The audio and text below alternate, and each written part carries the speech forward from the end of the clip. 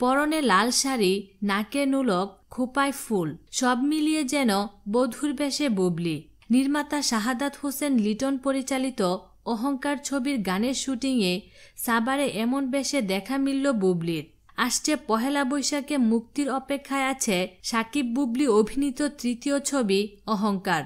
বধূর বেশ ও অহংকার ছবি নিয়ে বুবলি বলেন, আজকের একটি গানের দৃশ্যায়নের জন্য আমার এই বেশ।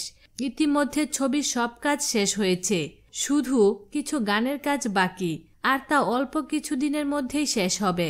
তিনি আরও বলেন, পহেলা বৈশাখে ছবিটি মুক্তি দেয়া হবে, আর তাই সবাই খুব চেষ্টা করছে ছবিটি নির্দিষ্ট সময়ে মুক্তি দেওয়ার জন্য।